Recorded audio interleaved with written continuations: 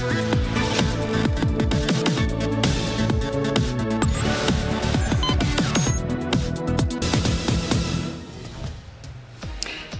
Money गुरु देख रहे हैं आप, साथ आपके मैं हूं शालिनी कपूर तिवारी। आज हम आपको बताएंगे टीडीएस की एबीसीडी। जी हाँ, जितना टीडीएस आपका कटना चाहिए था, अगर कंपनी ने उससे ज्यादा डिडक्शन किया है तो आप रिफंड के रूप में उस रकम को वापस ले सकते हैं। लेकिन इस रिफंड के नियम अब थोड़े बदल गए हैं। क्या है ये बदले हुए नियम, साथ ही रिफंड के लिए किन डॉक्यूमेंट्स की जरूरत आपको पड़ेगी, और इसके अलावा आपकी तमाम टैक्स से जुड़ी हुई दिक्कतों को आज दूर करने के लिए हमारे साथ शो में जुड़े हैं टैक्स एक्सपर्ट हिमांशु कुमार। बहुत स्वागत है सर आपका। और हिमांशु, जैसा कि पहले ही मैंने कहा कि अब थोड़े नियम बदल दिए गए हैं। रिफंड अगर आपको चाहिए तो आपका पैन कार्ड लिंक होना चाहिए आपके अकाउंट से, जबकि पहले ऐसा नहीं था। तो क्या है ये बदले नियम और किस तरह से ये काम करेंगे? देखिए, ये जो अप्लीकेबल हुआ है फर्स्ट से ही अप्लीकेबल हुआ है। अब इसमें क्या है कि जो आपका बैंक अकाउंट होना चाहिए वो आपके पैन कार्ड से लिंक होना चाहिए। यानी कि अगर आपका बैंक अकाउंट अगर आपके पैन से लिंक नहीं है तो जो अब ट्रांसफर होंगे, क्योंकि अब पूरा का पूरा जो रिफंड प्रोसेस है वो ई रिफंड में कन्वर्ट हो चुका है। ई रिफंड का मतलब ये है कि अब जो पैसे आपके अकाउंट में जाएंगे केवल सर आपके या तो सेविंग अकाउंट हो सकता है, करंट अकाउंट हो सकता है, ओडी अकाउंट हो सकता है, कैश अकाउंट हो सकता है, और वो अकाउंट आपके पैन कार्ड से लिंक होना चाहिए। अगर ये पैन कार्ड से लिंक नहीं है तब ये रिफंड नहीं हो पाएगा। और उसके लिए आपको क्या करना होगा, या तो आपको पहले ये देखना होगा कि आपके बैंक में ऑलरेडी ये लॉग इन करके जो भी आपका बैंक अकाउंट है या तो वहां से कर सकते हैं। अदरवाइज आप इनकम टैक्स ई फाइलिंग की पोर्टल पे जाके सेटिंग में जाके आप वहां पे इनकम टैक्स के जो पोर्टल्स हैं वहां पे भी जाके आप वेरीफाई कर सकते हैं। प्री वैलिडेट की आप यहां पर बात कर रहे हैं? जी, प्री वैलिडेट की मैं बात कर रहा हूं, लेकिन ये ऑप्शन आपको केवल आपकी प्रोफाइल सेटिंग में मिलेगा और कहीं नहीं मिलेगा। या तो आप वहां से कर सकते हैं, अदरवाइज अगर आप ऑनलाइन बैंक में जाते हैं, बैंक में लॉग इन करते हैं तो वहां भी प्री वैलिडेशन का ऑप्शन आता है। तो आपके पास दोनों ऑप्शन है,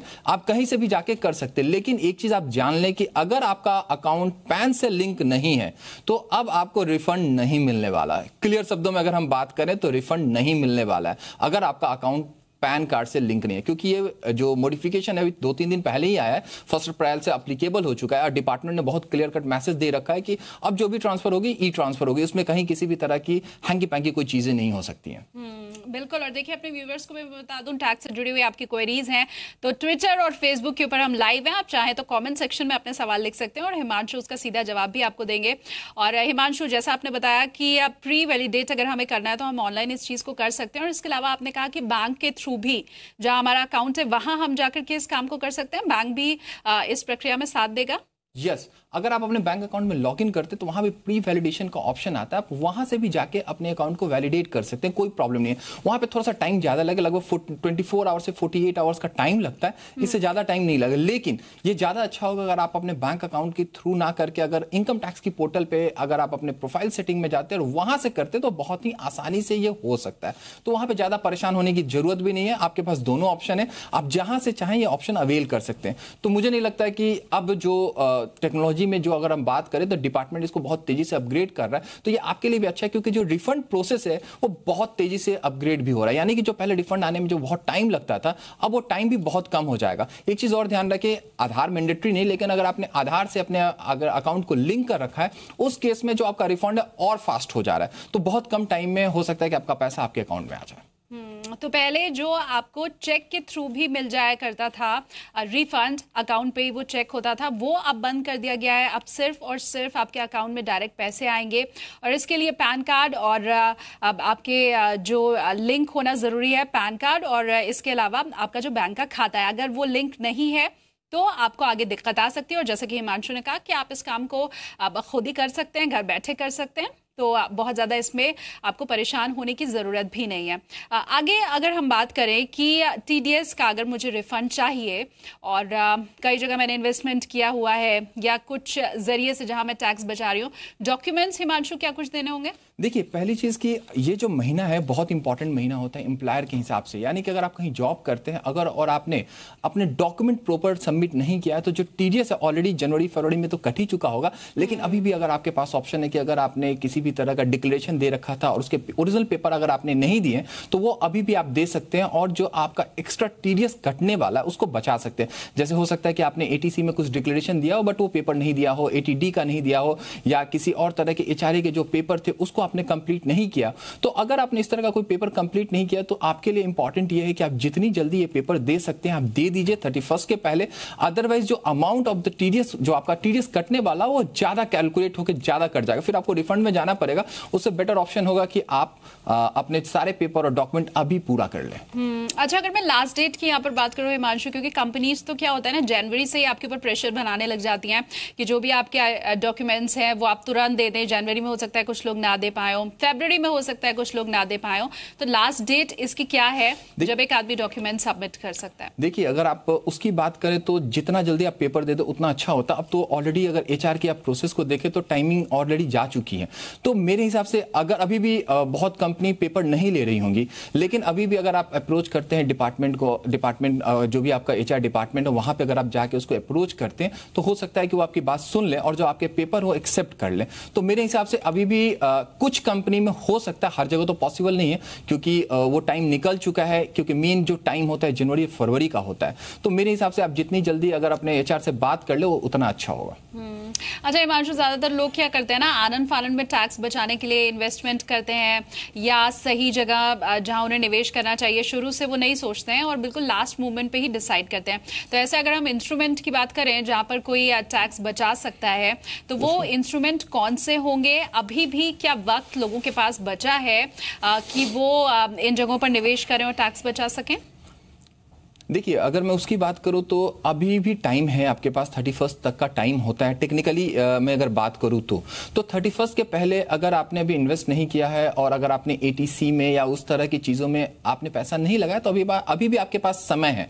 आप वो पेपर अपने डिपार्टमेंट को दे सकते हैं। बहुत जगह होता है क्या है कि जो एचआर प्रोसेसिंग होती है और जो डिपार्टमेंट आपका टीडीएस कैलकुलेट करता है वो पहले ही करने के हिसाब के आपके 3 महीने के हिसाब से कैलकुलेट कर लेता है। होता है क्या है कि जो टीडीएस लास्ट में होता है बहुत ज़्यादा होने के कारण वो चाहते हैं कि 2-3 महीनों में अमाउंट वो आप डिस्ट्रीब्यूट हो जाए जिससे कि जो एम्प्लॉय उन पे ज्यादा बर्डन नहीं हो। तो अभी भी आप एटीसी में कर सकते हैं अगर आपने एटीसी में पूरा कंप्लीट नहीं किया है, एटीडी में कर सकते हैं। अगर आपने एचआर का अगर आपने क्लेम नहीं किया तो वो क्लेम भी करके आप अपने जो टीडीएस जो ज्यादा कट रहा है उसको आप कम कर सकते हैं। तो अभी भी आपके पास समय है अभी, लेकिन बहुत लेट हो चुका है। तो आप जितनी जल्दी ये पेपर अपने जो एम्प्लॉयर उनको दे देते हैं आपके लिए अच्छा रहेगा, वो आपका टैक्स बेनिफिट मिल सकता है।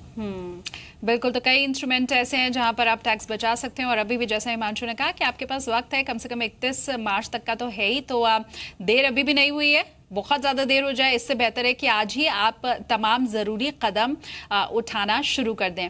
और टीडीएस बचाने के, क्योंकि ज़्यादातर लोगों का जो टीडीएस जितना कटना चाहिए उससे बहुत ज़्यादा कट जाता है, बाद में रिफंड के लिए उन्हें तमाम तरह की कवायद करनी पड़ती है। तो अगर मैं बात करूं कि कौन कौन से डॉक्यूमेंट्स, जैसे ईएलएसएस की अगर हम बात करें तो आपको कौन से डॉक्यूमेंट्स शो करने होते हैं रिटर्न फाइल करते समय? अगर आप बच्चों की ट्यूशन फी का रिफंड चाहते हैं तो डॉक्यूमेंट्स कौन से आपको सबमिट करने होंगे? क्योंकि ज्यादातर हिमांशु हमने यही देखा है कि लोग क्लेम तो कर देते हैं लेकिन डॉक्यूमेंट्स शो कर नहीं पाते हैं। तो ऐसे में इस चीज की भी संभावना रहती है कि आप गलत क्लेम कर दें, ऐसा क्लेम जिसकी जरूरत ही नहीं थी। तो जरा इसके बारे में भी बताएं। देखिए, होता क्या है ना कि आपसे डिपार्टमेंट, जो एचआर डिपार्टमेंट होता है, पहले आपसे एक क्वेरी करती है कि आपका जो इन्वेस्टमेंट प्लान है वो क्या क्या है। वो जनरली आपको अगर देखें तो स्टार्टिंग में ही देना होता है और उसके बेस पे जो कैलकुलेशन होता है उसी के बेस पे हो जाता है। तो होता है क्या कि आपको एचआरए का पेपर देने होते हैं, अगर आपने ट्यूशन फी का क्लेम किया है उसका पेपर देना होता है और आपको रिटर्न से इसको कोई मतलब नहीं, क्योंकि रिटर्न फाइल करते समय अलग प्रोसेस होता है, जो एचआर का कैलकुलेशन होता है वो अलग होता है। तो अगर आपने डिपार्टमेंट को पहले दे रखा है तो ज्यादा अच्छा है, उसके हिसाब से आपका पूरा जो कैलकुलेशन होता है वो उसके बेसिस पे हो जाता है। तो आप अपने इंश्योरेंस के जो पेपर है, ओरिजिनल पेपर आप वो दे सकते हैं। उसके अलावा एचआरए के जो ओरिजिनल आपके डीड है प्लस रेंट रिसीट है वो पेपर देना होता है, प्लस ट्यूशन फी के जो आपके पेपर होते हैं वो भी देना होता है। तो ये सारे पेपर आपको इकट्ठा करके अपने डिपार्टमेंट को देना होता है। अगर आपने किसी रीजन से इसको नहीं दे पाते हैं तो आप रिटर्न फाइलिंग के समय आप उसको यूज करके आप अपना टैक्स कैलकुलेशन में कम कर सकते हैं। बिल्कुल। और व्यूवर्स को मैं एक बार फिर से याद दिला दूं, फेसबुक और ट्विटर पर हम लाइव हैं और आप चाहें तो अपने सवाल कमेंट सेक्शन में पूछ सकते हैं, अपना सवाल टाइप करें और हम उसका सीधा जवाब देंगे। हिमांशु, किस किस जगह टीडीएस करता है, अगर इसकी मैं बात करूं तो बताएं कि कहां से इनकम होने पर टीडीएस कटता है? क्या अगर मुझे किराए से कमाई है, मैंने कोई घर दिया हुआ है तो उससे जो इनकम मिल रही है उसके ऊपर भी टीडीएस कटेगा? अगर मुझे ब्याज मिल रहा है बैंक से तो क्या उसके ऊपर भी टीडीएस कटेगा? वो कौन कौन सी जगह है जहां पर टीडीएस कटते हैं? देखिए, पहली चीज कि अगर आपने किसी भी तरह का कोई इनकम जनरेट कर रहे हैं तो टीडीएस कटने का प्रोविजन होता है। अगर आपके पास रेंट आ रहा है तो वहां पे टीडीएस कटेगा, आपके पास अगर इंटरेस्ट का इनकम आ रहा है वहां पे भी टीडीएस कटेगा, आपको सैलरी आ रही है वहां से भी टीडीएस कटेगा। टीडीएस के जो प्रोविजन है वो चेंज कर जाते हैं, साथ के साथ जो आपका ये कह सकते हैं कि जो परसेंटेज है वो चेंज कर जाता है, लेकिन टीडीएस तो कटना ही कटना है। साथ के साथ अगर आपको इंटरेस्ट इनकम भी आ रहा है तो 10,000 तक का फ्री, उससे ज्यादा अगर आता है तो उस पर भी आपको टीडीएस कटेंगे। तो टीडीएस के प्रोविजन बदल जाते हैं, लेकिन टीडीएस हर जगह कटना है, एक सर्टेन लिमिट के बाद आपको देना ही देना है। बैंक के केस में क्या होता है कि 10,000 के अगर नीचे है तो आप फॉर्म 16A देके आप अपना पैसा टीडीएस कटने से बचा सकते हैं, लेकिन आप किसी भी तरह का अगर कोई इनकम जनरेट कर रहे हैं तो जनरली उस पर टीडीएस कट के ही आपको पैसा आता है। और बाद में आपको ये रिफंड के तौर पर मिल जाता है, और ये ज्यादा न कट जाए इसी का आपको ख्याल रखना होता है, क्योंकि जितनी जरूरत है वहां तक तो ठीक है, लेकिन कहीं ऐसा नहीं हो कि आपकी नासमझी या आपने ठीक से ध्यान नहीं दिया, इसके चलते टीडीएस ज्यादा आपका कट रहा हो। और जानकारी की अगर हम बात करें हिमांशु, तो कौन कौन सी आपको जानकारी देनी होती है? कई बार हमने ये चीज भी देखी है कि अगर बीच में ही फाइनेंशियल ईयर के बीच में किसी ने अपनी नौकरी बदली है तो लोग पिछले संस्थान से जो कमाई हुई है उसके बारे में जानकारी नहीं देते हैं। क्या ये गलत है? अगर आपने बीच में अपनी जॉब चेंज की है तो आपको दोनों जगह के बारे में सही इंफॉर्मेशन, कितनी आपको वहां से सैलरी मिली, ये तमाम चीजें बताना जरूरी होता है। देखिए, जनरली ये देखा गया है कि जब हम जॉब चेंज करते हैं तो हम अपनी पूरी डिटेल वहां पे नहीं देते हैं। उससे होता क्या है कि आपने पीछे हो सकता है कि आपका टीडीएस कटा हो, या बहुत बार होता है टीडीएस नहीं कटा हो, और इनकम जब क्लब हो जाती है उसके बाद क्या होता है कि आपका जो टीडीएस का अमाउंट एकाएक चेंज हो जाता है। तो जनरली लोग क्या करते हैं कि जब दूसरी जगह ज्वाइन करते हैं तो इन्फॉर्मेशन नहीं देना चाहते, लेकिन होता क्या है कि आपका टीडीएस या तो ऑलरेडी एम्प्लॉयर ऑलरेडी डिपार्टमेंट को पता होता है, तो जब आप फाइल करने जाते हैं उस समय वो सारे इन्फॉर्मेशन बाहर आ जाते हैं, तब तो आपको लगता है कि अरे इतना टीडीएस कैसे कट गया, इतना पैसा कैसे कट गया। तो अच्छा होगा कि जब भी आप कहीं ज्वाइन करें आप अपना प्रीवियस जो भी इनकम है वहां पे डिस्क्लोज करें, जो भी कैलकुलेशन है आप वहां पे कराएं, नहीं तो हो सकता है कि बाद में आपको परेशानी भी झेलना पड़ जाए और आप रिटर्न उसी हिसाब से फाइल कर दें, जिसकी वजह से आपका टीडीएस हो सकता है कि कम हो, लेकिन बाद में आपको नोटिस आ सकते हैं, आपको परेशानी बढ़ सकती है। बिल्कुल। तो कई बार हम चालाकी करने की सोचते हैं, हमें लगता है कि अगर हम सही इन्फॉर्मेशन नहीं देंगे, बैंक अकाउंट की डिटेल्स नहीं देंगे तो वो पता नहीं चलेगा और इस तरह से हम टैक्स बचा लेंगे, लेकिन ऐसा होता नहीं है और बाद में आपको मुसीबत उठानी पड़ती है। हिमांशु, कई सवाल हमारे पास फेसबुक और ट्विटर पर भी आ रहे हैं। हमारी गुरु में टीडीएस से जुड़ी हुई और आपकी टैक्स से जुड़ी हुई तमाम क्वेरीज का हम जवाब दे रहे हैं, और लगातार हमारे साथ बने हुए हैं टैक्स एक्सपर्ट हिमांशु। हिमांशु, जैसे ब्रेक पे जाने के पहले हमने कहा भी था, फेसबुक पर हमारे पास एक सवाल आया है पवन कुमार का, तो उसे शामिल कर लेते हैं शो में। पवन कुमार ने पूछा है कि इनकम टैक्स रिटर्न जो इनका है 2018-19 का अभी तक प्रोसेस में नहीं आया है और ये एक्सपेक्ट कर रहे हैं उसके रिफंड के लिए। तो ये कहना ये चाह रहे हैं कि इनकम टैक्स सीपीसी बेंगलोर की तरफ से अगर डिले होता है रिटर्न में तो ये क्या कर सकते हैं? देखिए, पहली चीज ये चेक करें कि क्या इनका ई वेरिफिकेशन हुआ है या नहीं है, यानी कि जो इन्होंने एक्नॉलेजमेंट भेजा है वो वहां पहुंचा है या नहीं पहुंचा। जनरली इतना टाइम नहीं लगता है, अगर आपने ई वेरिफिकेशन कर दिया हो, ई एक्नॉलेजमेंट जो आप कहते हैं, या तो आपने उसकी हार्ड कॉपी आपने बैंगलोर सीपीसी भेज रखी होगी या ऑनलाइन जाके आप इसको वेरीफाई कर सकते हैं। जनरली इतना टाइम नहीं लगता है। कुछ रीजन से हो सकता है कि किसी तरह से या तो एक बार ये भी चेक कर ले किसी तरह का कोई एरर तो नहीं आपके रिटर्न में, उसकी वजह के उसके कारण से भी आपका रिफंड प्रोसेस नहीं है। अदरवाइज रिफंड बहुत तेजी से प्रोसेस हो रहा है, रिफंड में डिले नहीं हो रहा है। तो आप अपने लॉगिन में जाएं, एक बार क्रॉस चेक करें कि क्या आपका ई वेरिफिकेशन हुआ है या नहीं हुआ है। दूसरा ये चेक करें कि किसी तरह का कोई एरर तो नहीं है। अगर ये दोनों चीजें नहीं है तो आप आराम से रहें, वो 2, 4, 10 दिन या 15 दिन ऑलरेडी बहुत तेजी से चीजें प्रोसेस हो रही है, तो मुझे नहीं लग रहा है कि इसमें कोई डिले होना चाहिए आपके लिए। तो ये तमाम बारीकियां जो है आपको इसको ध्यान में रखना जरूरी है, क्योंकि जैसे इसके पहले भी हिमांशु आपने शुरू में ही कहा था कि आप तो जो प्रोसेस है वो बहुत फटाफट होने लग गया है, और अगर आपकी तमाम डिटेल सही है, आपने सही रिफंड के लिए क्लेम किया है, तो बहुत जल्दी आपको अब मिल भी जाता है।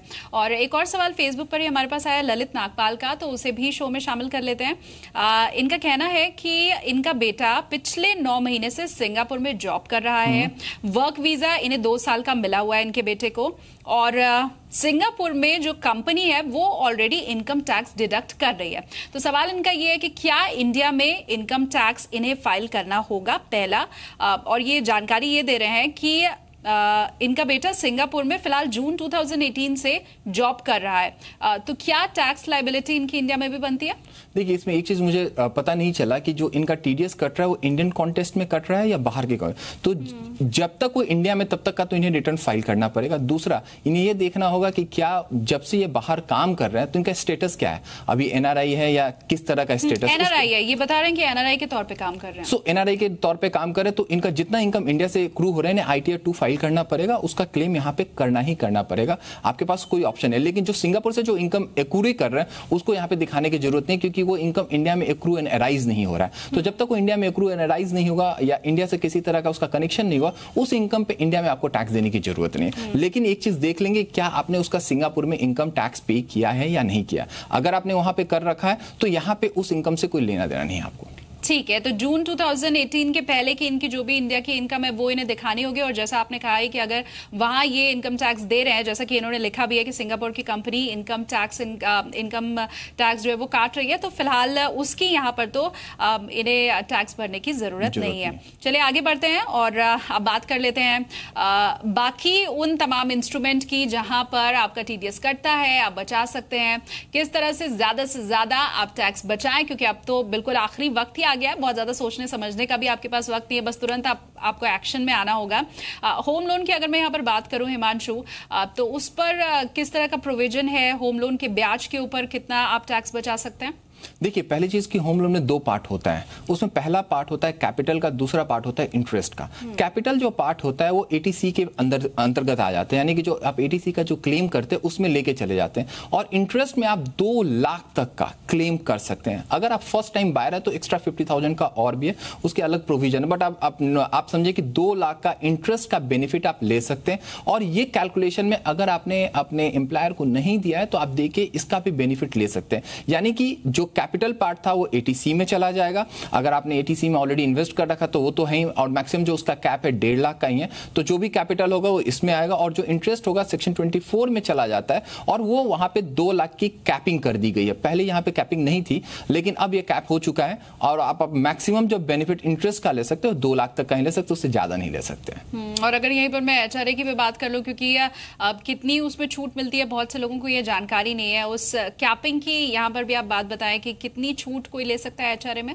देखिए, एचआरए में जो लेने का कंपोनेंट उसमें 50% 40% का कॉन्सेप्ट होता है। अगर आप मेट्रो सिटी में तो 50% सैलरी प्लस डीए होता है प्लस 40% का। अगर आप उससे दूसरा एक और उसमें क्लॉज आ जाता है कि 1 लाख रुपए तक आपको पैन कार्ड देने की जरूरत नहीं है। यानी कि अगर आपकी जो आप एचआरए पे कर रहे हैं, जो रेंट पे कर रहे हैं, अगर 1 लाख रुपए तक सालाना है तो आपको पैन कार्ड देने की जरूरत। लेकिन अगर उसके ऊपर है तो आपको जो लैंडलॉर्ड है, जिनके जो मालिक हैं, उनके पेपर भी यानी कि उनके पैन कार्ड भी आपको देना पड़ता है। साथ के साथ आप जो भी मंथली आप रेंट रिसीट दे रहे हैं या रेंट एग्रीमेंट, वो सारे डॉक्यूमेंट आपको प्रोवाइड करने पड़ते हैं। तो कैलकुलेशन का इसमें बहुत सिंपल सा इसमें रूल होते हैं। एक तो 50% मेट्रो सिटी में जो आपकी सैलरी प्लस डीए, और अगर नॉन मेट्रो है तो 40% सैलरी प्लस डीए कैलकुलेशन हो जाता है। तो वो थोड़ा सा कॉम्प्लेक्स है कॉमन लोगों के लिए, तो मैं उसमें ना जाके अगर मैं बात करूं तो आप जो भी रेंट पे कर रहे हैं आप सीधा अपने एचआर डिपार्टमेंट को देंगे तो ऑटो कैलकुलेट करके सारी चीजें दे देते हैं। तो आपको उसके कॉम्प्लेक्सिटी में या उसके कॉम्प्लेक्स में जाने की आपको जरूरत नहीं है। और हाउस रेंट अलाउंस से जुड़ा हुआ एक सवाल हमारे पास फेसबुक पर भी इस वक्त आया है। पीयूष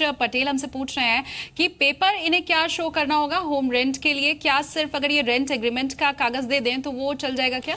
देखिए, रेंट रिसीट भी अगर आप दे तो ज्यादा अच्छा होगा, कि बहुत जगह रेंट रिसीट की भी जरूरत होती है। अदरवाइज रेंट एग्रीमेंट सफिशिएंट है, कोई दिक्कत नहीं है। डिपार्टमेंट या आपका जो एचआरए डिपार्टमेंट है वो इससे ज्यादा नहीं मांगता। लेकिन बहुत जगह कंपनी में देखा गया है कि आपको रेंट रिसीट भी हर महीने का देना होता है। तो ये बहुत आसान सा एक फॉर्मेट होता है। आप ऑनलाइन भी जाके देख सकते हैं या किसी भी स्टेशनरी की दुकान से आप खरीद सकते हैं, और अपने लैंडलॉर्ड से साइन करा के वो पेपर आपको देना होता है। तो 2 चीजें मैंडेटरी तो नहीं कहूंगा, लेकिन रिक्वायरमेंट होती है कि अगर आप ये दोनों चीजें देते हैं तो ज्यादा अच्छा, ज्यादा सेफ साइड आप लेके चलते हैं। बिल्कुल। और मेल पर भी एक सवाल हमारे पास आया हुआ है हिमांशु, तो उसे भी शामिल कर लेते हैं। विश्वजीत महाराणा ने हमें मेल किया, ये कह रहे हैं कि एचडीएफसी अब लाइफ का इनकी वाइफ के पास यूएलपीपी प्लान है। ये कह रहे हैं कि 2006 से फिलहाल इनका निवेश जारी है, हर साल 1 लाख रुपए का ये निवेश कर रहे हैं। मतलब टोटल अगर हम बात करें तो 13 लाख का निवेश अब तक इनका हो चुका है। अभी इनको ये सलाह दी गई है कि ये चेंज कर लें अपने प्लान को। HDFC life pro growth plus में इन्हें निवेश करने की सलाह दी गई है। अब बड़ी सारी क्वेरी इनके मन में है क्योंकि ये प्लान चेंज कर रहे हैं, तो जानना चाहते हैं क्या टैक्स में इन्हें बेनिफिट मिलेगा। कहीं ऐसा तो नहीं कि कोई पेनल्टी इन्हें देनी पड़े, क्योंकि कहा यह गया है कि बैंक स्टेटमेंट में भी आपका ये जो पॉलिसी का चेंज है वो दिखाई नहीं देगा। तो ये समझना चाह रहे हैं कि ये तमाम जो इन्हें सलाह मिली है, क्या वो सही मिली है, गलत मिली है, टैक्स लायबिलिटी इनकी बनेगी क्या? शायद ये यूनिट लिंक पेंशन प्लान था जो आपने बताया। यूनिट लिंक पेंशन प्लान में होता क्या है कि इसमें 1/3 ही फ्री होता है, 2/3 टैक्सेबल हो जाता है। पहली चीज, अगर आप इसको मैच्योरिटी की बात करें, मतलब जो भी आपका जो सरेंडर कराएंगे। लेकिन जो इनका प्लान है, आई थिंक वो काफी पुराना है, 2010 के पहले का है। उसमें एक क्लॉज कुछ केसेस में एप्लीकेबल हो जाती है कि अगर आप कोई नई पॉलिसी लेते हैं उसी बैंक का या उसी कंपनी का, जो भी आपके इंश्योरेंस प्रोवाइडर है, तो पहली चीज, विदाउट अगर आपके अकाउंट हिट हुए, वो पैसा वहां से निकल के दूसरे पॉलिसी में चला जाता है, तब टैक्सेबल नहीं है, यानी कि तब आपको टैक्स देने की जरूरत नहीं। लेकिन एक चीज आप जरूर ध्यान देंगे कि इसमें पेनाल्टी के प्रोविजंस हैं। वो आप किसी की वर्बल बातों पे कहने के, मतलब अगर कोई आपको एडवाइजर आपको एडवाइस देता है कि इस पे ये पेनाल्टी नहीं लगेगी, उस पे ना जाके आप उसके डॉक्यूमेंट जरूर चेक कर लेंगे, जो उनके पॉलिसी डॉक्यूमेंट हो उसमें ये चीज जरूर लिखा होना चाहिए। साथ के साथ एक चीज और भी ध्यान दें कि उनका जो इंटरनल डॉक्यूमेंट हो उसमें ये चीज मेंशन हो। बहुत जगह ये आप कह सकते हैं कि विड्रॉ भी कर लिया गया और बहुत बैंक में अवेलेबल है। अगर मैं HDFC की बात करूं तो उनके कुछ पॉलिसीज में ये चीज है कि अगर आप 2010 के पहले का आपने पेंशन प्लान ले रखा है और आप उनके किसी पॉलिसी में शिफ्ट करते हैं तो इंटरनल ट्रांसफर हो जाता है, वहां पे कोई टैक्स लायबिलिटी नहीं आती है। लेकिन ये सब जगह नहीं है, कुछ पॉलिसी में ऑप्शन अवेलेबल है और ये जो पेंशन प्लान है इसमें ये ऑप्शन है। लेकिन पेनाल्टी के केसेस को आप जरूर देख लेंगे कि जो भी आपके एडवाइजर है उनसे एक चीज बहुत क्लियर कर लेंगे कि आपकी पेनाल्टी क्या लगने वाली है। अगर वो कह रहे हैं कि कोई पेनाल्टी नहीं है, आप उसके डॉक्यूमेंट्री एविडेंस जरूर अपने पास ले लेंगे। अदरवाइज हो सकता है कि आपके साथ मिस कम्युनिकेशन हो जाए या मिस सेलिंग हो जाए, जो कि बाद में आपके लिए परेशानी का कारण बन सकता है। दूसरी चीज, आपके अकाउंट में पैसा नहीं आना चाहिए। अगर आपके अकाउंट में पैसा आ गया फिर तो आप टैक्सेबल है, 1/3 फ्री है, बैलेंस पे आपको टैक्स देना पड़ जाएगा। बिल्कुल। और हिमांशु, एक सवाल और मैं फेसबुक का यहाँ पर ऐड करना चाहूंगी। अश्विनी माथुर ने हमसे पूछा है कि MIS स्कीम अगर किसी के पास है, मंथली इनकम सेविंग स्कीम की मेरे ख्याल से ये बात कर रहे हैं, तो अगर वो किसी के पास है और प्लस इसके अलावा ये जानना चाहते हैं कि अगर इनका कहीं और इन्वेस्टमेंट भी है, दूसरे बैंक में डिपॉजिट है, सैलरी के अलावा, ये दोनों चीज सैलरी के अलावा अगर किसी के पास है, तो क्या एडवांस टैक्स भरना पड़ेगा? देखिए, एडवांस टैक्स का जो कॉन्सेप्ट है ना वो थोड़ा सा डिफरेंट होता है। तो अगर सैलरी इनकम तो अलग है, उस पर आपका TDS ऑलरेडी जा रहा है। यहाँ पे एडवांस इनकम मुझे कहीं नहीं दिख रहा है कि आपको कोई एडवांस इनकम आ रहा है। आप इसको क्लब कर लें अपनी सैलरी के साथ, जब आप रिटर्न फाइल करें उसी समय पे कर ले, कोई प्रॉब्लम नहीं है। लेकिन अगर डिपेंड करता है, अगर आपकी जो इनकम है उसका वॉल्यूम बहुत बड़ा है, वो साल में अगर मान के चले कि 5 लाख 10 लाख उस तरह से है, तो आप अपना जो पूरा टैक्स कैलकुलेशन है जरूर एक बार चेक कर ले कि आपकी क्या एडवांस टैक्स की लायबिलिटी आती है या नहीं है। मुझे नहीं लग रहा है कि जितना ये जिस तरह का इन्वेस्टमेंट स्कीम में ये जा रहे हैं वहां पे बहुत बड़ा इनकम को इन्हें आने वाला है। तो मुझे नहीं लग रहा है कि यहाँ पे कोई आपके एडवांस टैक्स की किसी तरह की लायबिलिटी अभी खड़ी होगी। लेकिन ये डिपेंड करता है कि आपका जो इनकम जनरेट हो रहा है वो कितना बड़ा है। अगर वो नॉर्मल है तो फिर ठीक है, लेकिन अगर वो महीने का हो सकता है कि 10 20 30 हजार है, तो फिर आपकी सैलरी 30% के स्लैब में थी, अगर ये इनकम एक्स्ट्रा क्लब हो जाती है तब आपकी एडवांस टैक्स की लायबिलिटी बन जाती है। लेकिन उससे अच्छा होगा कि अगर आप इंप्लाई कहीं काम करते हैं, आप वहीं पर डिस्क्लोजर दे दें, वो अदर इनकम इसको शो करके आपके TDS में ही मैच कर लेंगे और वो मंथली आपके अकाउंट से कटता रहेगा, आपको पता भी नहीं चलेगा। ये ज्यादा अच्छा तरीका है रादर कि आप एडवांस टैक्स के उस सिस्टम में जाएं। ऑलराइट, तो आपको आपके सवाल का जवाब भी मिल ही गया है और तमाम बातें जो अभी हिमांशु ने आज के शो में बताई हैं, चूंकि वक्त बेहद नजदीक है, समय आपके पास बहुत कम है आप टैक्स को बचाने का, तो जो भी प्लानिंग है वो फटाफट से शुरू कर दें। और सबसे अहम, सबसे बड़ी बात, जब आप रिटर्न फाइल करें तो कोई गलती ना करें। हिमांशु, बहुत शुक्रिया आज हमारे साथ मनी गुरु में जुड़ने के लिए। तो फिलहाल के लिए मनी गुरु में बस इतना ही। आप देखते रहिए जी बिजनेस।